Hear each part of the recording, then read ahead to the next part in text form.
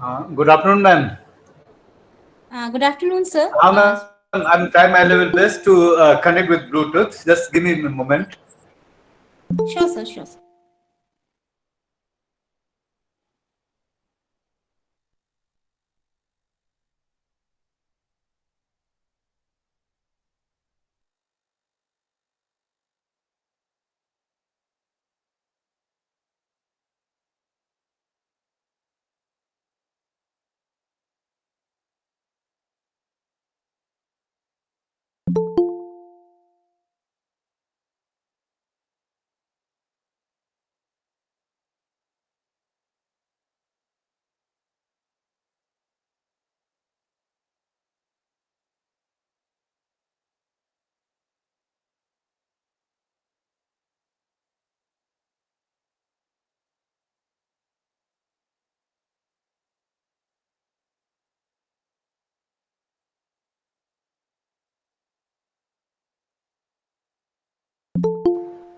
Good afternoon, students.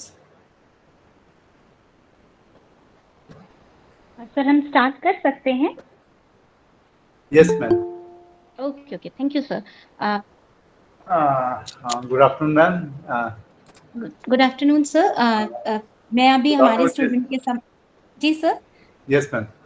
मैं हमारे student के समक्ष आज जो हमारे रिसोर्स पर्सन हैं गंगेश सर, गंगेश कुमार झा सर, उनका एक संक्षिप्त परिचय देना चाहूंगी. सर मारवाड़ी कॉलेज में पॉलिटिकल साइंस डिपार्टमेंट में असिस्टेंट प्रोफेसर हैं. सर इसके पहले भी सर ने ह्यूमन राइट्स का जो जीएस का पेपर था उसमें भी सर ने हमारे स्टूडेंट्स से इंटरेक्ट किया था पहले भी, और उस क्लास का भी रिस्पांस स्टूडेंट्स का बहुत अच्छा था. तो मैं चाहूंगी कि थैंक यू सर पहले कि आपने हमारा रिक्वेस्ट एक्सेप्ट किया और हमारे स्टूडेंट से इंटरेक्ट करने के लिए आपने अपना कंसेंट दिया, उसके लिए बहुत बहुत थैंक यू आपको. और सर मैं आशा करती हूँ कि पिछली क्लास की तरह ये क्लास से भी स्टूडेंट बहुत लाभान्वित होंगे. तो बहुत बहुत स्वागत है सर. और Thank you, अब ये ma'am. Class Thank you so much, ma'am. I will live up to the expectation of our students.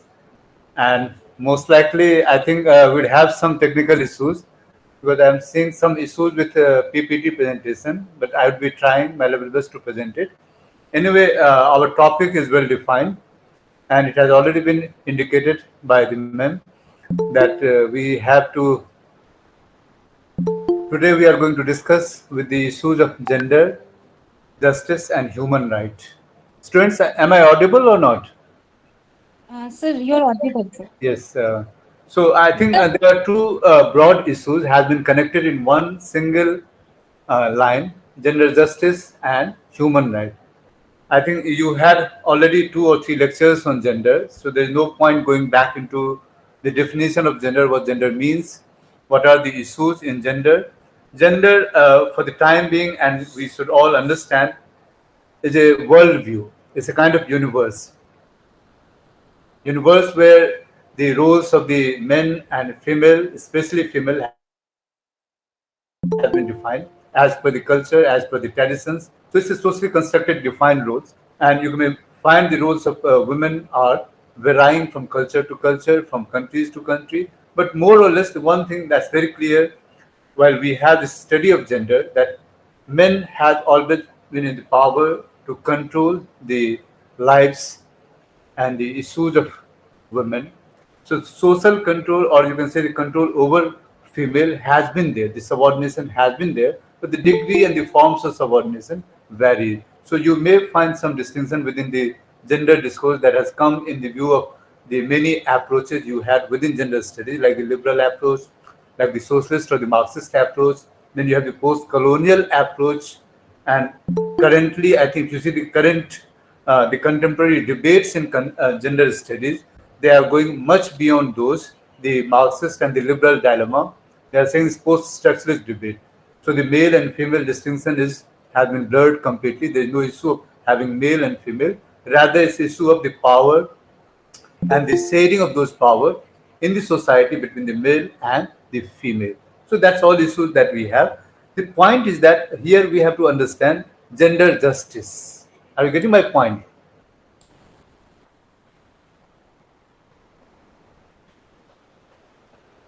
Am I audible or not? Sir your Audible Yes, sir. sir, audible. Yes. can anyone say what does it mean by the term justice? Because justice can be defined in many ways. So why exactly the term has been assigned or aligned with the gender? There must be some kind of injustice.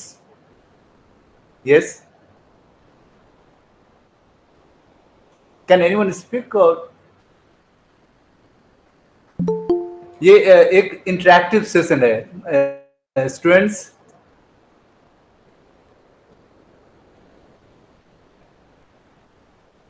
Yes, dear students.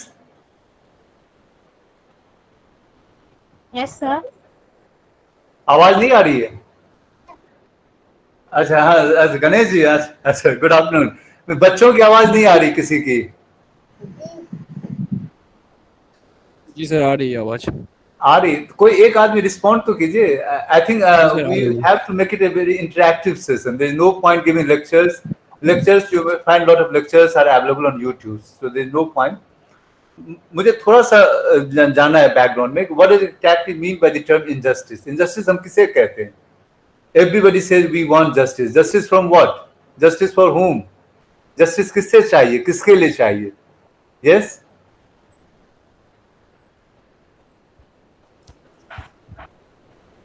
Yes, Faizal जी बताइए. जी sir. हाँ बताइए कुछ. Smita Roy, what does it mean by the term justice? या injustice को कैसे define करते हैं?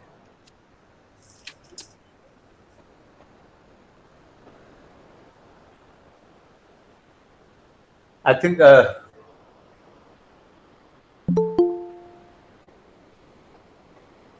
yes, justice और इनजस्टिस दो वर्ड्स हैं, दोनों एक दूसरे के ऑब्वर्स हैं.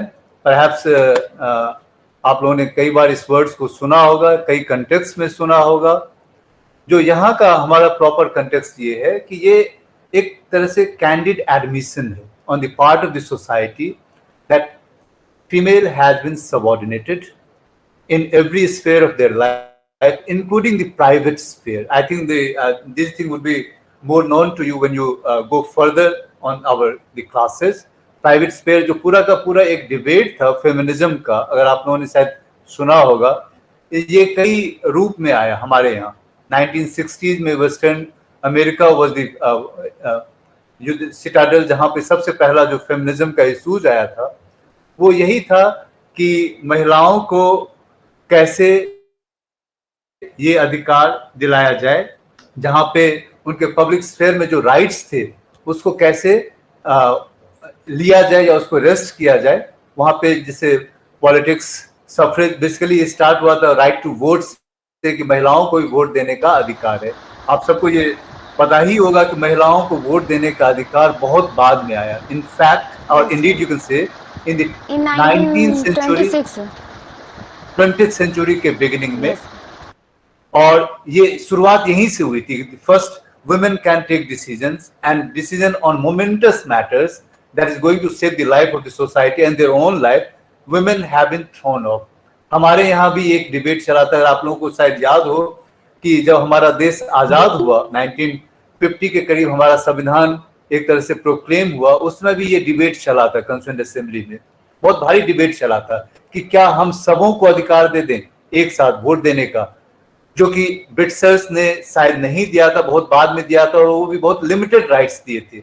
लेकिन हमारे जो संविधान निर्माता थे उन्होंने, they have faith on us, they have trusted our reasoning ability and they have given in one single go everybody a right to vote. This जो हम लोग आजकल कहते हैं universal adult franchise, every adult has a right to vote. ये issue बहुत आसान नहीं था even for the western society to accept that women are equal to men. So public sphere और वहां पे ये बहुत सारे चेंजेस आए थे. फेमिनिस्ट मूवमेंट में 1970s में हम देखते हैं जैसे जैसे ये मूवमेंट्स प्रोग्रेस किया, एक दूसरे वैरायटी का एक yes just give me moments. I am sharing my PPT. I think then you would come to know. थोड़ा सा मैं ओपनिंग रिमार्क्स ये देना चाहता हूँ. जेंडर जस्टिस और human rights, they are align और they are a kind of you can say supplementary views of each other. जहाँ पे जेंडर इनजस्टिस होगी primarily gender justice is a human right. Every gender, every male, every female, they are human being, and by virtue of the fact that they are human being, they deserve to have certain rights, certain entitlements, and those entitlements are being owed to the society. So this is what exactly the issues of gender injustice and human right arise. Now the issue is that the topic that had been given to me, that contemporary debates on these two matters. And we are here not taking any debates restricted to our Indian society. Rather, we take the worldwide views. Before going to that, we have to understand certain terms, certain lexicons, certain concepts regarding the gender view. कुछ कुछ terms आप लोगों ने सुना होगा एक दो class में, जैसे कि वर्ड एक पेट्रियार्की है, किसी ने सुना या नहीं सुना? जो सोशियोलॉजी के स्टूडेंट्स होंगे, they would have come across very often the term patriarchy. Patriarchy का क्या मतलब होता है, जिसको हिंदी में हम पितृसत्तात्मक कहते हैं? Yes, anyone? हाँ, आरती जी बताइए. पितृसत्तात्मक समाज है मोस्ट ऑफ द सोसाइटी. इसका सर मतलब जो पिता होते हैं, जी जी, जो मतलब वो जो जैसे कि कोई पिता है, उनके राजा है, जो उनके जो बच्चे होंगे, जी तो जी, मतलब राजा का जो बच्चा, वही उसका मतलब शासन और उसका सत्ता संभाल सकता है. अच्छा, ये पितृसत्तात्मक है, जिसको हम लोग बेटों का जैसे सत्तात्मक वजह से पिता जो घर का मालिक होता है ना, वही सत्तात्मक होता है. अगर घर की मालिक अगर माता है तो मातृसत्तात्मक होता है. यस. और कोई? इसको हम किस रूप में देखते हैं पितृसत्तात्मक को? जैसे हमारे घर में मेल हैं, as a father has domination over all other members of the family including male. जो पैट्रियार्की का जो कंसेप्ट है, that is not restricted to the subordination of women, perhaps it's generational and gendered also. Patriarchy का मतलब होता है subordination over the women and subordination over the other male members of the family. So patriarchy एक generic concept है. It has, you can say, had a kind of impact or implications for every other view of our life or our society. जो patriarchy का concept था, वो कई दशकों, कई centuries तक हमारी society में रहा. अभी भी कुछ न कुछ किसी न किसी रूप में आपको ये विद्यमान दिखता होगा. दिखता है या नहीं दिखता है?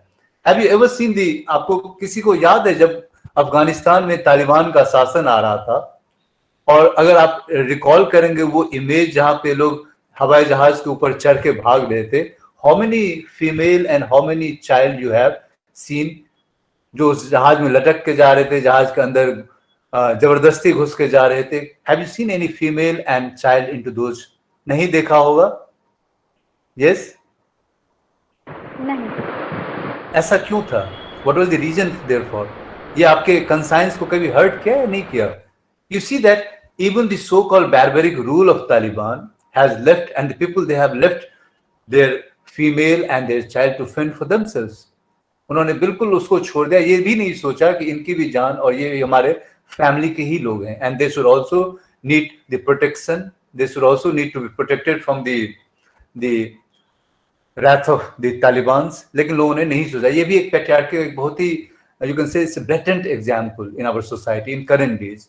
आपने देखा ही होगा जब युद्ध वगैरह होते हैं, सबसे ज्यादा सफर कौन करता है? इंग्लिश वाला सफर. Who suffered most?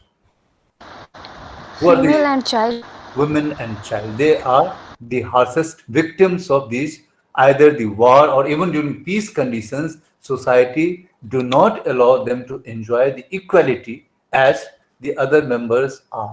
ये जो डिबेट रहा फेमिनिज्म का, फर्स्ट वेव, सेकंड वेव, एक radical feminism, second wave feminism भी एक आया था 1970s में, and they have gone much beyond what the first feminism or first wave of feminism were discussing or talking about, like the right to have equality in public sphere, जहाँ पे education, workplace, इन सब की बात की गई थी.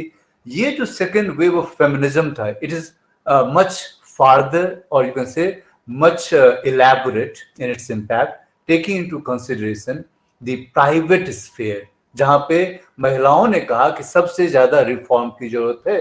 जिसको हम डोमेस्टिक लाइफ कहते हैं, फैमिली कहते हैं, महिलाओं ने they have started asserting their right into those spheres and they have given a clarion call to change everything that disturbs the so-called equality within private sphere. और उसके बाद आपने शायद कई बार आपने गौर किया होगा 70s के बाद you have lot of welfare laws coming into most of the countries giving good treatment to the women and perhaps most of the recognition, जिसको हम कहते हैं पॉलिटिक्स ऑफ रिकॉग्निशन। अगर कोई पॉलिटिकल साइंस का है तो उनको इस समझ में आएगा कि जो पहला फेज था वो पॉलिटिक्स ऑफ रिकॉग्निशन था और जो दूसरा फेज था वो जो था पॉलिटिक्स ऑफ डिफरेंस था। जो डिफरेंस है that need to be wiped out, जो रिकॉग्निशन है women must be recognized by the society as equals to the male। ये दो एक बेसिक डिफरेंस है। इसके अलावा और भी कुछ टर्म्स हैं जो आपने सुना होगा, जो जेंडर डिबेट्स में आजकल बहुत ही प्रोमिनेंट हो रहे हैं। वो है right of transgenders, the third gender. दो जेंडर तो हम लोग जानते हैं, male and female. The third gender is transgender. उसको हम क्या कहते हैं? What is the term exactly used for the third gender? and it has been popularized by the United Nations। उनका 1971 उसमें LGBT convention एक हुआ था। The word LGBT has become very popular। What does it mean, LGBT? Whose rights the LGBT is talking about? Yes, anyone? Anupma? It is about by bisexual person, lesbian means इस तरह के लोगों के बारे में राइट के लिए arise किया गया था वॉइस। अच्छा अच्छा अच्छा। Ganesh ji, can I share my PPT? ये राइट्स यहाँ पे नहीं दिया दिखा रहा है। You are not allowed to share your screen.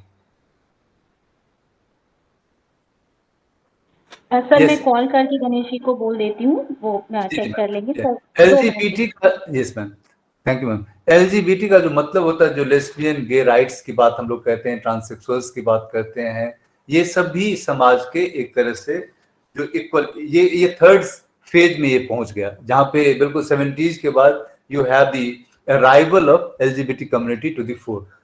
Forget about all those issues. जो हमारा इश्यूज था बेसिकली हम लोग डिस्कस कर रहे थे कि gender rights and gender justice and human rights.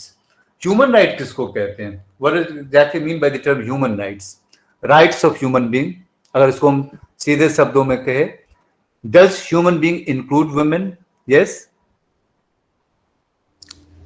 Yes definitely sir. मेरे इनसे पीपीटी अलाउ है sir?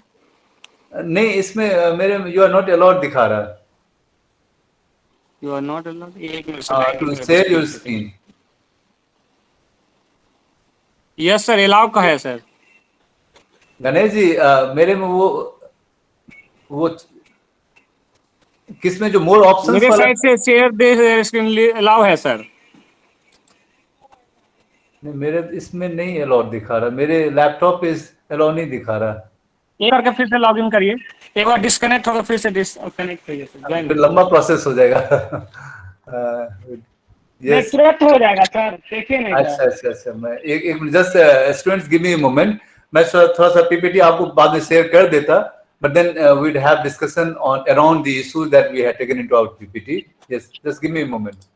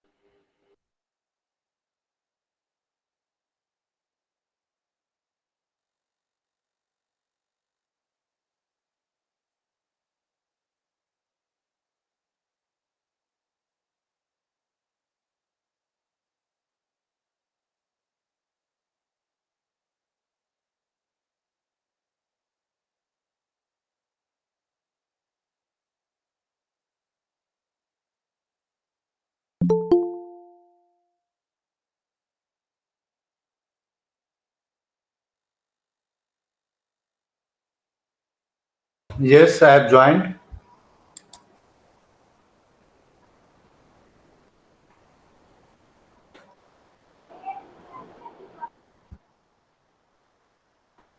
No. Ganesh ji yes sir. कहाँ आ रहा है? तो आप क्या दिख रहा है सर? सीसी के बाद जो एरो है उसमें जब क्लिक करते हैं तो नहीं, क्या एरो नहीं क्लिक हो रहा है। You are not allowed to share your screen. एक मिनट सर, हम भी तो यहाँ से देखिए, मेरा शेयर हुआ दिख रहा है सर, आपका स्क्रीन देखिए तो। हाँ, आपका वाला दिखा था, एक बार बीच में आया था। एक मिनट आपका सर, वाला आया था। एक मिनट सर, बस एक मिनट में भी देख लूँ। क्या मोबाइल से करूं? एक मिनट सर, नहीं सिस्टम से भी हो जाएगा सर, एक मिनट। ठीक ठीक ठीक ठीक।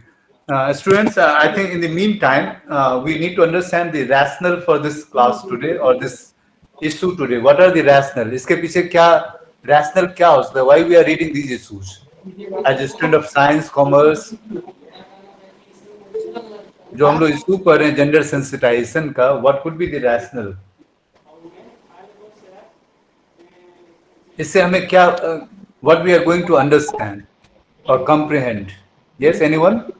For inclusion, sir, for inclusion purpose, we are studying all these things because we need to include every person, means woman and child. हाँ That's हाँ. why we are concerning each and everything. Women and child, we know much about the women and child. What exactly the lesson we'll be learning from this topic, or what we are going to glean out from these issues? जो पहला issues है कि what is the issue of gender, or what exactly mean by the term human right? Human right is a very broad term, broad category. Human right the includes the biases, right of the women and the female also. Yes.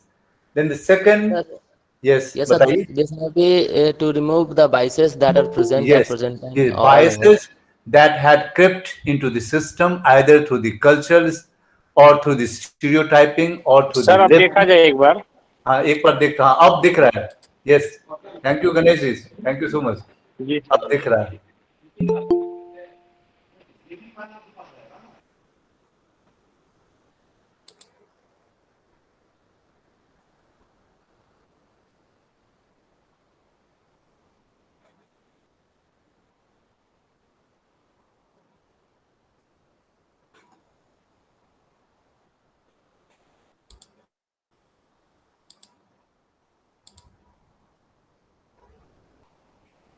Just yes. So students, I have started sharing my screen. You can see. Is it visible or not? अभी तक नहीं आया है sir, Ganesh बोल रहे हैं। एक देख लीजिए शायद।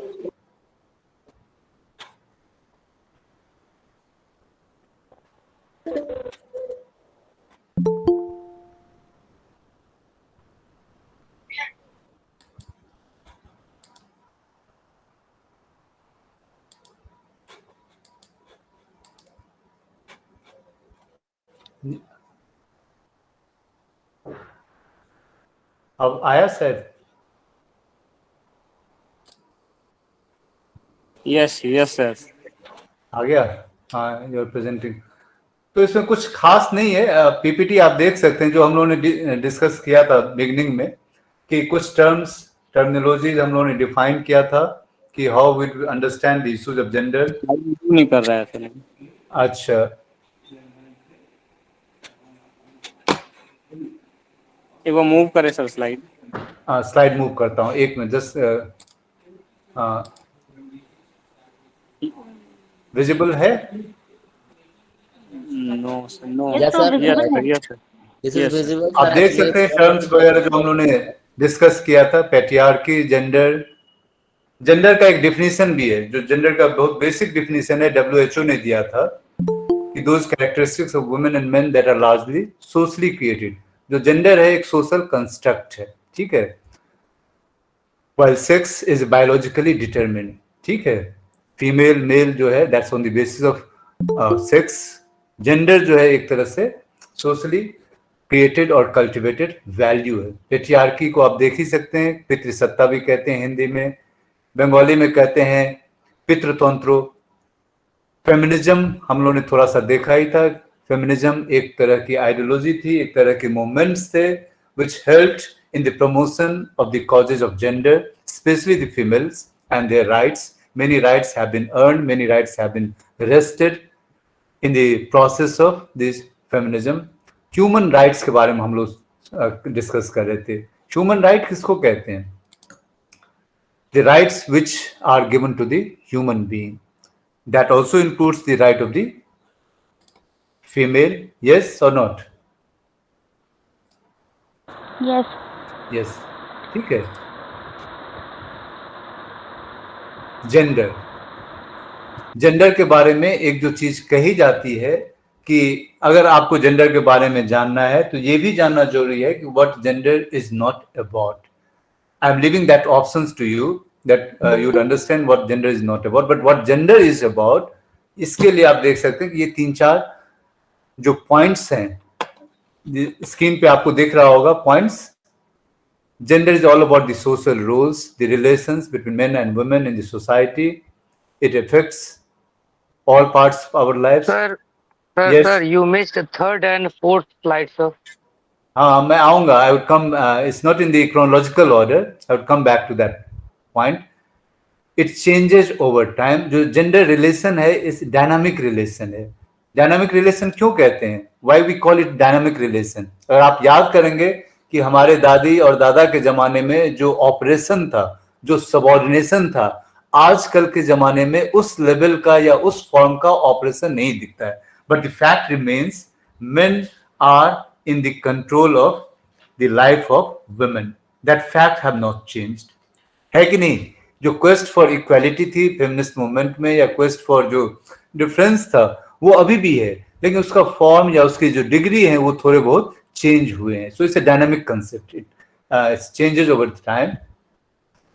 Then it's also, and it's very, you can say, the debatable issue that whether gender is all about a power relation. Power relation किसको कहते हैं? What do you mean by the power relation in the society? Who has power over whom? Yes, Dharmendra Mandal जी.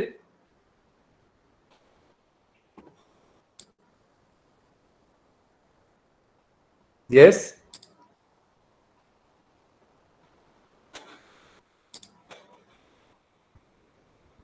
बिल्कुल silent हो जाता है class में. Yes. Ashutosh जी बताइए, फटाफट बताइए. Yes, sir. Father, actually, sir, we are in patriotic system. That's why he may be the supreme of the family. Pardon? So means the person who is means earning money and paying everything. Yes.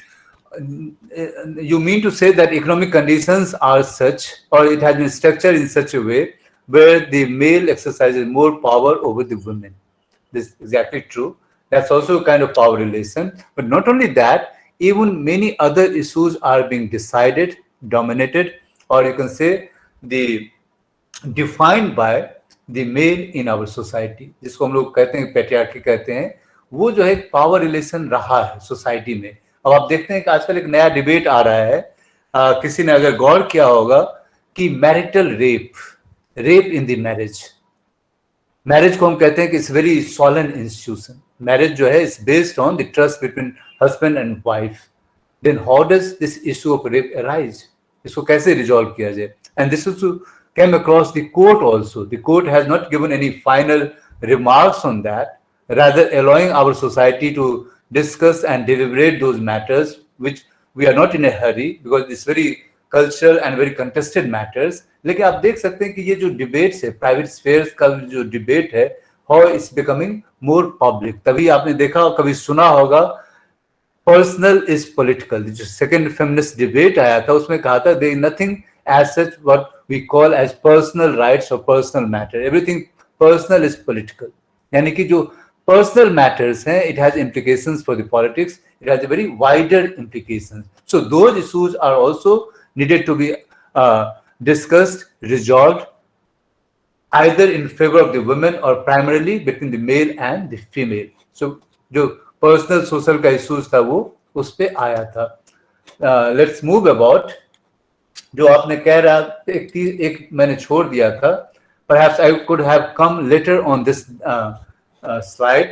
This just about the two terms. ये term आपने कभी सुना होगा, सुना है कि नहीं सुना है? Gender development index, human development index आपने सुना होगा।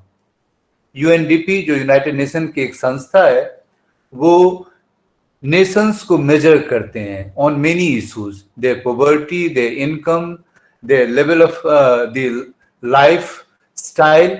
उसमें एक और मेजर जो उन्होंने आजकल इंक्लूड किया है, उसमें यह है कि जेंडर रिलेटेड मैटर, कि जेंडर पे उनका परफॉर्मेंस कैसा है। आप देख सकते हैं जीडीआई हमने टर्म यहाँ पे लिखा है, used by United Nations to rank nation on the basis of the sexual equality, यानी कि जेंडर की जो इक्वालिटी है in terms of life expectancy. आपने कभी सुना होगा कि लाइफ एक्सपेक्टेंसी भी जो मेल और फीमेल की है सोसाइटी में अलग अलग है, that's not a common and uniform. Adult literacy rate आप अपनी सोसाइटी को ही देख सकते हैं, हमारे यहाँ मेल लिटरेसी हमेशा ज्यादा रहती फीमेल लिटरेसी से, और इसके कई रीजन है। We are not going to that debates, जो सोशल और जो इकोनॉमिक रीजन्स हैं वो हैं। Then the enrolment in education, then estimated earned income, income जो गैप है महिलाओं और पुरुषों में वो बहुत ज्यादा है। तो इन सब के आधार पे एक जो रैंकिंग हुई थी नेशंस की, उसमें देखा होगा कि आपने जो 11-12 की रैंकिंग यहाँ पे है, उसमें भी हमारा पोजीशन बहुत अच्छा नहीं था। हम 125-26 के करीब थे आउट ऑफ 152 नेशंस जिनकी रैंकिंग की गई थी। एक जेंडर एम्पावरमेंट मेजर भी है, ये है to extent of gender inequality. पहला क्या था कि gender equality in terms of life and others, ये है जेंडर इनइक्वालिटी।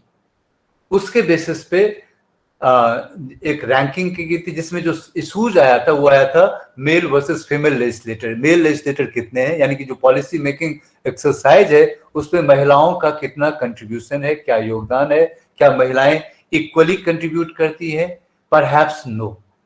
क्या उसी तरह से आप देखेंगे रिक्रूटमेंट वगैरह या जो हायर अप्स ऑफिस पोजीशंस हैं उसमें भी महिलाओं की संख्या बहुत ज्यादा नहीं है। बहुत सारे कंट्री में तो नगण्य है, लेकिन बहुत सारे कंट्रीज में अभी भी सो कॉल्ड स्टैंडर्ड जो वर्ल्ड में डेवलप्ड नेशन है वहां पे महिलाओं की संख्या कम है, और इसके बहुत सारे रीजंस हैं।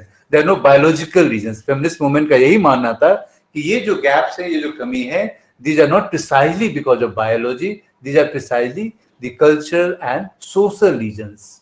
एक आप देखेंगे मैंने बहुत सारे रेफरेंस दे रखे हैं, आप ministry of women and child welfare पे जाएंगे, उसमें एक रिपोर्ट्स है जेंडर गैप रिपोर्ट्स, जो वर्ल्ड इकोनॉमिक फोरम जिसकी मीटिंग होती है हर एक 2 साल में, जो इंडिया डेवोस में होती है, उसमें भी हमारी जो रैंकिंग हुई थी वो 140 हुई थी, एंड दैट्स वेरी लेटेस्ट 2021 की रिपोर्ट है, out of 156 countries who are participating with those global forum. तो ये हमारा जो परफॉर्मेंस है जेंडर इक्वालिटी में वो बहुत अच्छा नहीं है। We are striving quite hard to make it more equal, to bring it more equality, giving more rational to the logic of gender equality, लेकिन अभी भी हम बहुत दूर हैं इन सब चीजों से। जो एक और चीज थी, एक ये भी आता जेंडर वर्सेस सेक्स, वो हम लोगों ने ऑलरेडी डिस्कस किया था। Sex is a biological term, where gender is a socially related और सोशली कंस्ट्रक्टेड टर्म। ठीक है, यूएन चार्टर, यूनाइटेड नेशंस ने इसके ऊपर बहुत सारा डिस्कशन किया गया था। एक जो उनका प्रोमिनेंट स्टेटमेंट आया था 2 साल पहले, जिसमें जो उनके सेक्रेटरी जनरल था, he has already called for giving more focus on the issues of women and girls. और उन्होंने कहा भी था, I think you see the highlight of that particular debate, ये जो हमारा ये दिख रहा है, unfinished business of our time. If you read it out, the achieving gender equality and empowering women and girls is the unfinished business of our time। यानी कि अभी भी हम मीलों दूर हैं equality between men and women लाने में, and this is the greatest human right challenges in our time. उन्होंने इसको अंडरलाइन किया था कि ये सबसे बड़ा चैलेंज है। And if you go bye article 1 जो यूनाइटेड नेशन का जो चार्टर है, जहाँ पे 111 आर्टिकल फॉर्मली प्रिस्क्राइब्ड है, पहला ही आर्टिकल कहता है टू अचीव इंटरनेशनल कोऑपरेशन। जो यूनाइटेड नेशन की जो स्थापना हुई थी based on mutual trust and cooperation, जो यूनाइटेड नेशन की ड्यूटी क्या थी, and omnibus duty on United Nation was to promote and encourage respect for human rights and for fundamental freedoms for all without distinction as to race, sex, language or religion. अब आपसे मैं पूछूंगा, हमारा जो article 14 है Indian constitution में, does it hold different position as you are seeing here or as you are witnessing in article 1? Yes, article 14 जो हमारा है that establishes, उसमें क्या कहता है? State shall not discriminate. जो ह्यूमन राइट का इशू अराइज होता है किस चीज से? दो चीजों से हम पता करते हैं कि ह्यूमन राइट कहां पे वायलेशन होता है. wherever there is a deprivation or wherever there is a discrimination, and this challenge was before the Indian state also, and they have effectively stood up and taken this you can say a very firm decision that Indian state shall not discriminate among male and female as far as on the basis of race, caste, class, sex and place of birth. ठीक है. और उतना ही नहीं, हमारा constitution एक step और आगे गया. If there is a requirement for discrimination to have a positive equality between male and female, state would make all such kind of legislations to bring the formal or the so-called informal equality between male and female. So you can see that 1948 में United Nations की जो हमारा constitution बन रहा था, उसी जमाने में ये भी बन रहा था. यूनाइटेड नेशन की स्थापना 45 में हुई थी. उसी दौरान एक और भी चीज हो रहा था, अगर किसी को याद होगा, यूडीएचआर. यूडीएचआर के बारे में आपने सुना है? नहीं? Yes, anyone? Universal declaration on human rights, जो ह्यूमन राइट्स की जो एक बिब्लिकल प्रिंसिपल है, जो पूरे वर्ल्ड में रिकॉग्नाइज्ड है, यूनिवर्सली एप्लीकेबल है, that was given by universal declaration on human right. इस पे हम लोग डिटेल में कल करेंगे, जो कल हमारा लॉ एंड कॉन्स्टिट्यूशनल पे है. लेकिन for the time being, if you see that UDHR has also underlined the importance of the equality between male and female in order to bring the greater justice or greater gender justice in our society. It says clearly all human beings are born free and equal in dignity and rights. So society or the state has no rights to discriminate among the male and the female. It further says everyone is entitled to all the rights and freedoms set forth in this declaration without distinction of any kind, such as race, color, sex, language, religion, birth, or other status. So you can see that it has been reiterated by every other statutes, every other institutions in their own way, that gender injustice is something that a society cannot tolerate in modern times, because modern times calls for the human equality, which further underlines the human rights for everyone. It's not human right for male only or the female only. तो इस तरह से हम देखते हैं कि जो gender justice और जो जेंडर इनजस्टिस की बात की गई थी, वो कहीं न कहीं एक तरह से ह्यूमन राइट की ही बात थी. It was in other terms you can say the assertion of human rights for everyone.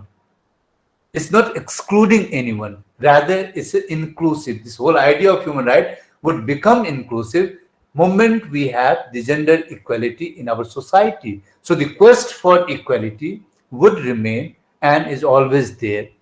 आप देखेंगे उसके बाद और आगे हम लोग चलते हैं थोड़ा सा. एक जो फेजेस ऑफ ग्रोथ था, जो थोड़ा बहुत हम लोगों ने शुरू में ही डिस्कस किया था, first wave, second wave 1970s onwards, जहां पे वुमेन्स के liberation rather than the emancipation or rather than the formal issues. Radical feminism जो थी वो कहती थी कि जो सोशल क्लीवेज हैं वो पॉलिटिकली बहुत ही सिग्निफिकेंट हैं, एंड ये जो सोशल क्लीवेज हैं based on gender divisions are firmly rooted in our structure of family or social life. So the change has to be brought on the level of the family or the familial social life or familial structure. That change would reflect in the gender equality, जिसको हम radical feminist कहते हैं. ठीक है, ये और कोई और भी टीचर आपको पढ़ाएंगे डिटेल में. We are I am least concerned about the yes. कुछ इवेंट्स हैं that had its own impact that had given a kind of momentum for bringing gender equality, जिसमें सबसे important आता है, और आप सब लोग शायद जानते होंगे, कई बार सेलिब्रेट किया भी होगा, either in your classroom or university, international women's day. मनाते हैं कि नहीं मनाते? इंटरनेशनल वुमेन्स डे 8 मार्च को क्यों मनाते हैं? Yes anyone? ये तो आप लोगों ने कई बार मनाया होगा, रंगोली वगैरह हमने देखा कई बार बनाते हुए, but this day is very significant as far as the gender justice is concern. Yes, कोई बता सकता है? Anyone? Yes, sir, for continuing the awareness among all of us every year, sir. Awareness regarding what? केवल awareness के लिए हम लोग करते हैं? Political means it's about economics, political in every field means female को राइट्स के लिए मनाया जाता है। यस यस, थोड़ा सा और आगे, I think Ashutosh was quite categorical in saying awareness, थोड़ा सा एक वाइडर टर्म है। ये दिन है जिस दिन को हम रिमेंबर करते हैं कि we have a long miles to go, अभी भी हमें बहुत आगे बढ़ना है, अभी भी बहुत कुछ हमने अचीव नहीं किया है, though we are paying a tribute to all the martyrs, to all the women who had contributed in our lives in their own way, be it our mother, be it our sister, or be it our wife or anyone. ये एक तरह से recognition है, the contribution of the women in our society, in our economy, in our politics, और ये तब तक होता रहेगा जब तक इक्वालिटी और quest for equality would be there. एक और डे है, शायद साइंस वाले जानते होंगे, international day for women and girls in science. Why this particular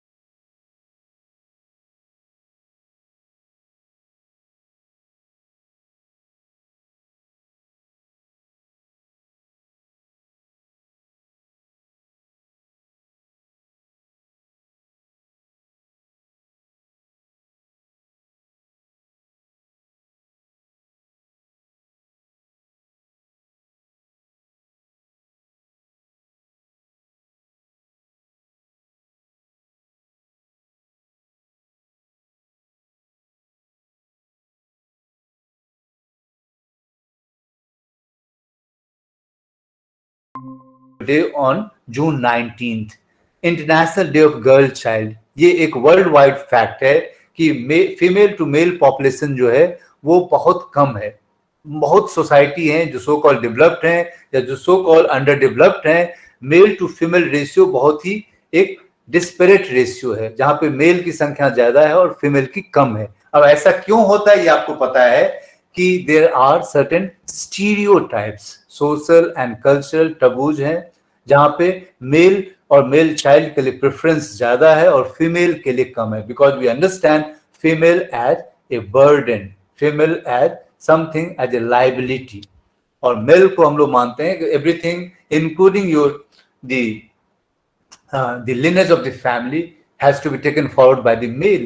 So this particular day is celebrated in recognition of the fact that girl child need to be protected. There are many society where girl die even before she borns. जन्म से पहले ही मार दी जाती है. That's very disgusting fact in our society, and even today you can see that if you go by the data is not very, in that way gives us occasion to say that we are equal. International Day of Rural Women, October 15 is celebrated as Rural Women के लिए. ये इसलिए celebrate किया जाता है in terms of their labor and productivity, जो उनका contribution है rural women का in labor and productivity or the creating the asset for the society, that has to be remembered and that has to be respected. 1975 में पूरा का पूरा जो decade था, उसको ईयर जो था उसको डिक्लेयर किया गया यूनाइटेड नेशन के द्वारा international women's year. So you can see that from 1940s onwards there is a continuous you can say the development or continuous assertion of the gender equality and gender justice, either in the form of symbols or in the form of certain steps taken by the United Nations or taken by the other agencies. Every government or the non-formal institutions are taking steps to meet out those gaps that we have in the male and female. इसके अलावा और भी कुछ day हैं जो हम लोग नहीं डिस्कस कर पा रहे हैं. फर्स्ट वर्ल्ड कॉन्फ्रेंस हुआ था मेक्सिको सिटी में 1976 to 85. Entire 10 years has been declared as the UN Decade for Women. Second conference हुआ था वुमेन के ऊपर कोपेनहेगन, स्वीडन की जो राजधानी है. और यहाँ पे आप देखते हैं 1980s, बाय 1980s 1985 तक जो डिकेड्स था, वुमेन का डिकेड्स था. इसका मतलब ये है कि ये केवल एक सिंबॉलिक नहीं है. जब यूनाइटेड नेशन कुछ डिक्लेयर करती है या कुछ इश्यूज को लाती है, इसका मतलब ये है that's a concern for all the nations of the world to take the commensurate steps in order to restore the gender justice or to restore gender equality. यहाँ पे emphasize किया गया था कि women's की जो ownership है, control over property, inheritance rights, child custody and loss of nationality, ये issues के जो है वो बहुत ज्यादा that violates our gender right. Gender injustice में क्या क्या आता है? Violence against women, not giving them the equal pay, subordination of women in the family, at the workplace, or not giving them due rights in the property, the ownership rights, inheritance. इन सब issues को लेके United nation ने एक तरह से एक call किया कि हर एक नेशंस की एक जिम्मेदारी है कि ये इंश्योर करें कि महिलाओं के जो ऑनरशिप हैं, राइट्स ओवर प्रॉपर्टी हैं, ये सब चीजें जो हैं वो उनको मिलनी चाहिए. और आपने देखा भी होगा कि हमारे देश में 2005 में we have a significant change in our laws allowing women to have equal say or equal co-partner in the rights of the in the land rights or in the family property. जो inheritance की rights थी वो पहले क्या थी? वो mail to mail जाती थी कि हमने अपने फादर की प्रॉपर्टी या ग्रैंडफादर की प्रॉपर्टी को इनहेरिट किया, उसमें कोई डिवीजन नहीं होता था. लेकिन ये एक तरह say that was a very right concern for the United Nations to flag through this particular conference. 1980s का जो कॉन्फ्रेंस था, उन्होंने कहा था कि वुमेन इक्वलिटी, जेंडर जस्टिस तब तक नहीं आएगी जब तक हम इन इश्यूज को एड्रेस नहीं करते हैं, जिसमें property, ownership, inheritance, child custody and loss of nationality. Loss of nationality का मतलब ये होता है कि जब कभी वार होता है उस समय में महिलाओं का they have no nations to leave. सबसे ज्यादा वही वायलेट होती हैं, उनके पर्सनल राइट्स भी वायलेट होते हैं and they become you can say the nationless. Serbia का वार आपने कभी सुना होगा, यूगोस्लाविया, हर्जेगोविना में लगभग और तकरीबन 1 लाख के करीब महिलाएं थी. ना तो वो सर्बिया की नेशनल थी, ना वहां की उस दूसरे साइड की थी. ये इशू आया था कि इसको भी एड्रेस किया जाए कि ये लॉस ऑफ जो नेशनलिटी है that gives a very greater hardship for women. तो ये सब इश्यूज सेकेंड वर्ल्ड कॉन्फ्रेंस में डिस्कस किया गया था. इसके अलावा एक और भी था कॉन्फ्रेंस जो बहुत ही इंपॉर्टेंट था, वो था 1985 में ही एक कॉन्फ्रेंस बुलाया गया था Nairobi. Nairobi is the Kenya की जो राजधानी है, वहां पे वर्ल्ड कॉन्फ्रेंस बुलाया गया था to review and appraise the achievements of United Nations decade for women.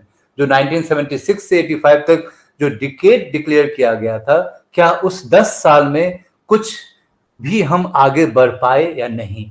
और इस नैरोबी कॉन्फ्रेंस ने they have given a you can say a very candid call कि इक्वालिटी, डेवलपमेंट एंड पीस, ये जो है ये 3 that buttresses the gender rights and that buttresses the issues of gender justice. जब तक इक्वालिटी, डेवलपमेंट मैटर्स है और जो पीस है नहीं होगा, तब तक gender injustice would continue to remain. इसके अलावा एक और कॉन्फ्रेंस हुआ था जो हम लोगों ने बहुत बाद में, बहुत पॉपुलर भी है, बीजिंग कॉन्फ्रेंस 1995 में हुआ था, जहां पे वुमेन्स राइट को कंसिडर किया गया is akin and equal to human right. यहाँ पे कमीशन भी बना था जो that was dominated by and headed by you can say the intergovernmental body that also included some of the prominent NGOs to discuss the issues of gender equality and that also included the issues of empowerment of women, women's rights, documenting the reality of lives throughout. तो ये जो issues हैं fourth world conference में देखा होगा कि आप देख रहे हैं कि continuously United nation is striving for promoting gender equality and removing gender injustice, thereby bringing gender equality in their own way. इसके बाद जब ये मीटिंग हुई थी 85, उसके 25 साल बाद फिर से एक एजेंडा डिस्कस किया गया था नैरोबी में ही, जहां पे यूएन पॉपुलेशन फंड जो एक एजेंसी यूनाइटेड नेशन की, उसने कहा कि time has come to move from declaration to action. अब केवल बातें नहीं होगी, the time has come to take some decisive steps in the direction of gender empowerment और जेंडर इक्वालिटी. इसने कहा था, एक टर्म यूज किया है, आप देख सकते हैं, I put in double inverted comma, generational equality, realising women's right and an equal future. जो हमारा फ्यूचर है that should be solidly based on the equality between the sexes, and it also calls for generational equality. Generational equality जहाँ पे हम देखते हैं कि youth जो है that's prime movers and prime accelerators. आजकल के जो यूथ हैं they have a very important role, family planning से लेके मैरिज तक. यहाँ पे ये भी डिस्कस किया गया था, नो प्रिवेंटेबल मैटरनल डेथ्स. कई बार आपने देखा होगा जो फीमेल फेटिसाइड वगैरह होती हैं, एक मैटरनल डेथ भी एक बहुत ग्रेव कंसर्न है. यस, मैटरनल डेथ जो प्रिवेंट किया जा सकता है that need to be prevented, ये कहा गया. जिसको हम नहीं प्रिवेंट कर सकते हैं, जो इम्पॉसिबल है दैट्स ट्रू, लेकिन जहां पे इसको प्रिवेंट किया जा सकता है उसको प्रिवेंट किया जाए. कई बार आपने, अगर आप लोगों में से कोई मूवी देखा होगा, एक मातृभूमि मूवी आई थी. Have you ever heard about the मातृभूमि? बहुत पुरानी मूवी आई थी जहां पे हमारे देश के इसको उसमें भेजा भी गया था, वहां पे केन्स में भेजा गया था. It has not been finally short listed but it was one of the important Indian entry. इस फिल्म में अगर आप कभी देखेंगे, बहुत सारे जो चीज हरियाणा की सोसाइटी के बारे में डिपिक्ट किया गया था, that how Haryana has been deprived of female, और किस तरह से वहां पे महिलाओं का पॉपुलेशन घटा, और किस तरह से it has emerged as a very social, you can say, decaying concern for the societies in Haryana. But that's not the story for Haryana. More or less, in some degree or other degree, these are prevalent in all our countries, in all our states, except some of the northeast states or some of the states where the female are having good position. But the gender-based violence are also there. The harmful practices, genital mutilation की बात आप लोगों ने शायद सुनी नहीं होगी. बहुत सारी कंट्री है अफ्रीका, मिडिल ईस्ट में, जहाँ पे genital mutilation होता है, and it's a very barbaric crime perpetrated against our women.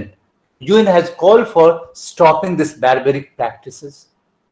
That's a very grave form of gender violence. तो ये इस तरह की चीजें हैं. वो 25th एनिवर्सरी जब हुई थी, वहां पे ये डिस्कस किया गया कि अब हमें आगे बढ़ना है, the platform for action rather than. फिर इसके बाद एक और लास्ट है जो आपको इसी कड़ी में, चूंकि we are currently looking at the international concern, global concern regarding gender justice. 2010 में यूनाइटेड नेशंस ने अपने जो उनकी जनरल असेंबली है वहां पे इन चीजों के ऊपर एक पूरा मीटिंग बुलाया गया था कि ये जो टास्क है जेंडर इक्वालिटी, जेंडर जस्टिस का, now the time has come to converge those task and put those task in one single category और इन वन सिंगल डिवीजन. जहां पे उन्होंने इस चीज को कहा था, अगर आपने देखा होगा, जो चार अलग अलग एजेंसीज ऑपरेट कर रही थी the concern of gender equality, उन सबको क्लब करके we should have one common platform, जिसमें आया था UNIFEM, United Nation development fund for women, division for the advancement of women. ये हम लोग आगे देखेंगे, कल चल के देखेंगे. सीडा वगैरह जब हम लोग इंटरनेशनल इंस्ट्रूमेंट्स पढ़ेंगे, इसमें एक सीडा आता है जो एक कन्वेंशन है that has been signed and ratified by most of the nations on the planet, including our own country. Then the office of the special advisor on gender issues, जो gender issues पे है, एक अलग से एक adviser को रखा जाए जो इस इश्यूज को, इस कंसर्न को फ्लैग करते रहे and try to mediate between all the agencies operating or working in the direction of gender equality. Last but not the least is most important कि रिसर्च और ट्रेनिंग इंस्टीट्यूट के ऊपर ज्यादा ध्यान दिया जाए, that would promote the cause for the women, advancement of the women. इस तरह से हम देखते हैं कि जो जेंडर का इशूज है it has become very important.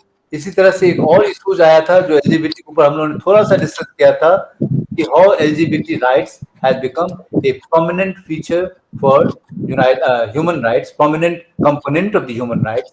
Human right council एक एजेंसी है, ह्यूमन राइट कमिटी और human right council United Nation की एक एजेंसी है जो एक पहला रिजोल्यूशन लाई थी जिसमें उन्होंने ये कहा था कि हमें जो एलजीबीटी कम्युनिटी है उनके राइट्स को रिकॉग्नाइज करना है, उनको अप्रूव करना है, उसको एक इक्वल स्टेटस के लिए देना है। You can read that, I think you can read it, I would share it with everyone.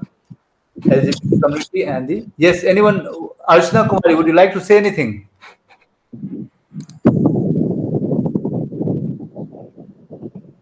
Yes.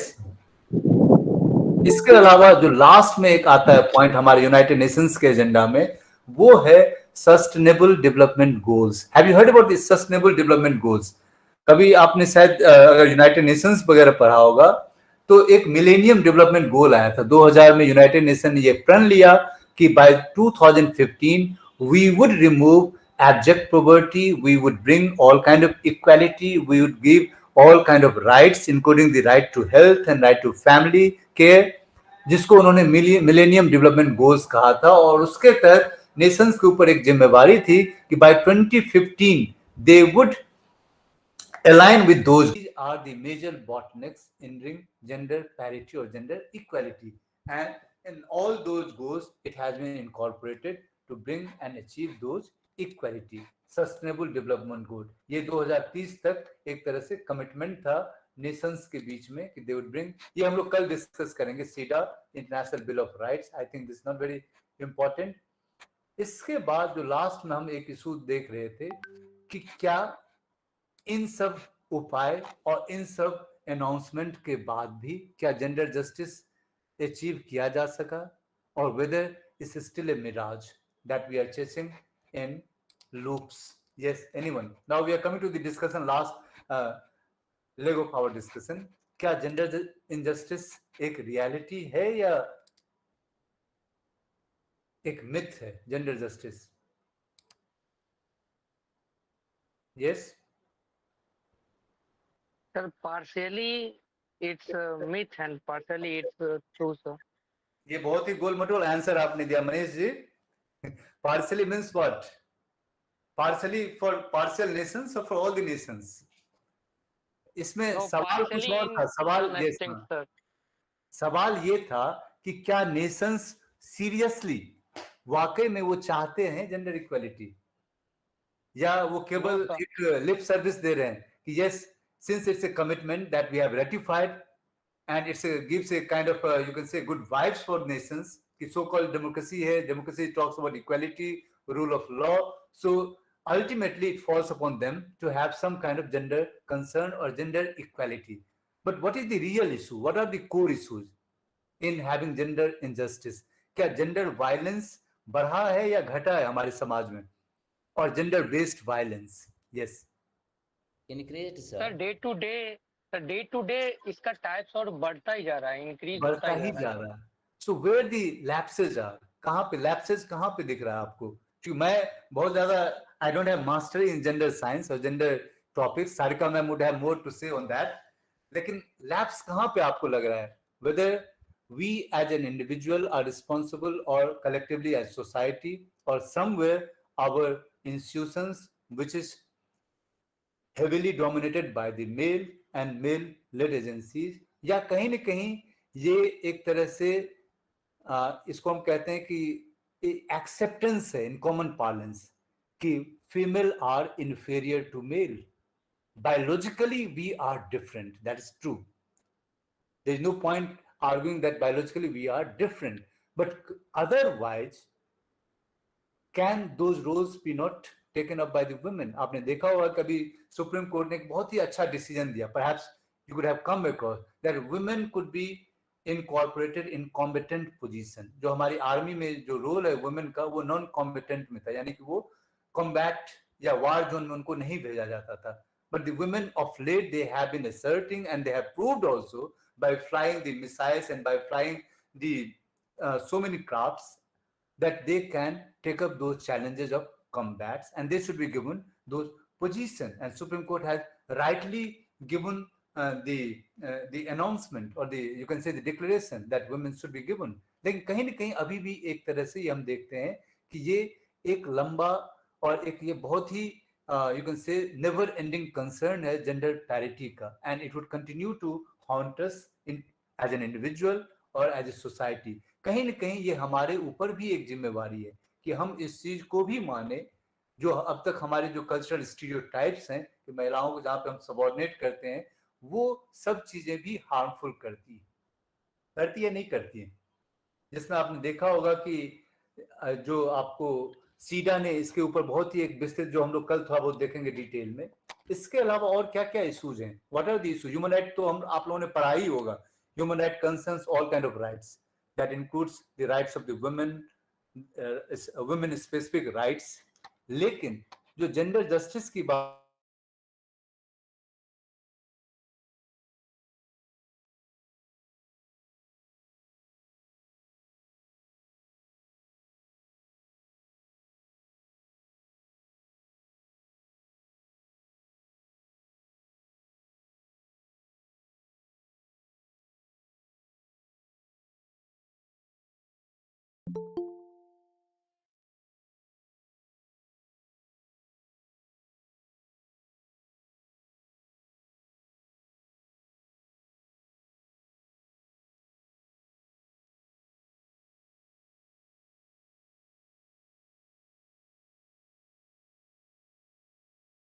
Yes.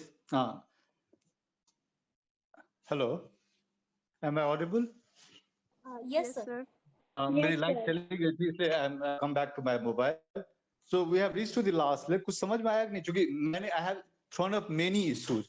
Exactly if you say that this slide is available for you to read it out, but for you it's very important to understand that what exactly constitutes gender injustice or what are the forms of gender injustice। जो आपने बहुत सारा देखा होगा, gender based violence है, treatment है, recognition है, differences हैं, these are all the forms of gender injustice, and as long as it persists society can never be equal।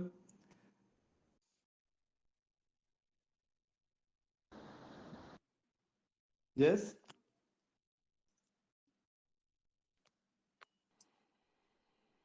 Sir I think concept उनके क्लियर हो गए हैं और कुछ सर कंसेप्ट मेरी आप भी भी क्लास क्लियर करेंगे मैम, मेरा जेंडर पे बहुत ज्यादा वो नहीं है। I rather I think you people would discuss it more relevant way। Tomorrow we'll have a wider discussion on constitutional and legal debates। आज मैंने जानबूझ के नहीं लिया था, मैं कहा थोड़ा कंसेप्चुअल ही आज हम लोग चलते हैं। मैम कल 3:30 से कर सकते हैं अगर इफ इट इज पॉसिबल, 3:30 से 4:30। सर ठीक है, मैं स्टूडेंट्स आपको जो हाँ, स्टूडेंट अभी जो कनेक्टेड स्टूडेंट्स हैं है काइंडली इन्फॉर्म देम। 3:30 पे मैं भी आराम से पहुंच जाता हूँ, ठीक है जद्दोजहद कम करनी पड़ती मैम आने में। जी सर, जरूर सर, थैंक यू सर। और आई थैंक यू थिंक सर। ये बहुत इंटरेक्टिव सेशन भी रहा, होपफुली स्टूडेंट्स बहुत उनको फायदा होगा इससे, और थैंक यू मैं सो मच सर। आपको मैम ये अपना पीपीटी कल ही दे दूंगा, दोनों एक साथ दे दूंगा, जी आप सर, शेयर जी कर सर, ठीक दीजिए। है, फिर मैं शेयर थैंक यू कर मैम, दूंगी। Thank you students, thank you, thank you sir. Thank you,